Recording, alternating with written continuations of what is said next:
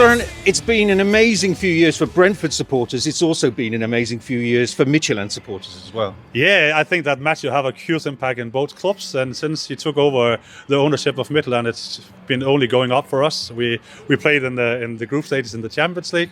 We played now group stages in the Europa League, and we lead the board in the Danish Superliga. So it's amazing times for us, and as you said, also in Brentford at the moment. It's such a pleasure for us guys here to follow you guys in the Premier League.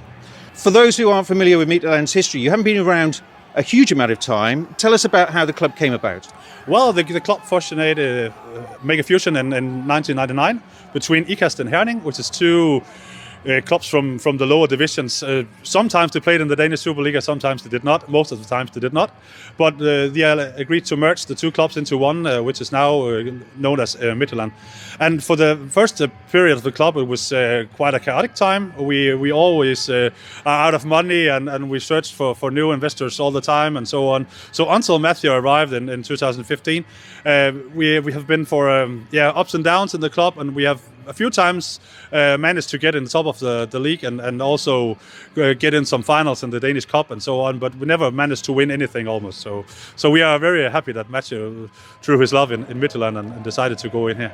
Just tell us what Midtjylland has achieved since Matthew BENHAM came on board in 2014. Well, the club has been founded on talent developing for a long period. Actually, also before Matthew came in here, but we accelerated this work with the talents, and we make a huge investments in our academy since Matthew arrived as well. So also the youth teams are playing now on a regular basis in the Youth Champions League actually.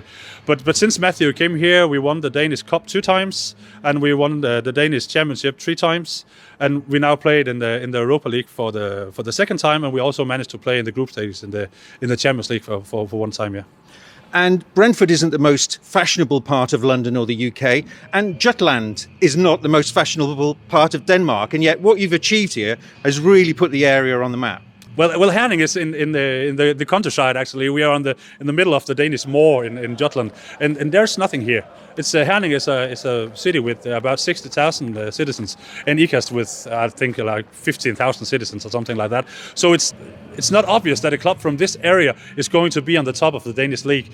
If you take, for an example, Brøndby or FC Copenhagen, which is from the Danish capital with more than 1 million people, they have way better market to do with fans and sponsors and all those things. So we are getting in the top of the league from out of nowhere actually. For those of us who are Brentford fans, we look back over the last decade and we almost have to pinch ourselves of what's been achieved, where we've come from and where we are now. How does it feel for you, having been a long-time Midtjylland supporter, having seen where you came from and where you are now? Now we're just proud. We're just really proud of what we achieved as a club, and also what the fan base have achieved. Back in the days when we played our matches in IKAST, an old stadium with like 2,000 seats or something like that, and so for now we are playing here in the MIDTJYLLAND Arena with 11,000 spectators on a regular basis.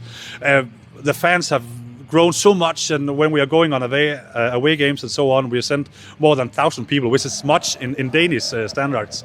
So we are just really proud, all of us, and we are happy that we have been on this journey together, and I'm sure that most of the guys in here are more than ready to continue this journey. How aware are Midtjylland fans of what's going on in our part of West London, what your sister club in West London is achieving at Brentford? Well, we are looking with the jealous eyes on Brentford. To play in the Premier League it's fantastic, and I'm sure that for the last 2 years when you played in the playoffs, a lot of Midtjylland fans have sitting in front of the TV and hoping that Brentford can make it through. So now see you guys playing the really big clubs on a weekly basis. It's just amazing, and I'm sure that all of us hope that you guys stay up in the Premier League for the coming years. So yeah, it's also amazing for us because it makes some opportunities for us as a club as well. You've received Frank Onyeka now, which also make an impact on your team over there, and also on the talent basis. Some youth players are being switched between the clubs, and also the trainers and the coaches are going between and use some what they gather as information and knowledge they shared about between the clubs, and I think that's just really, really good. FC Midtjylland, det sidste minut.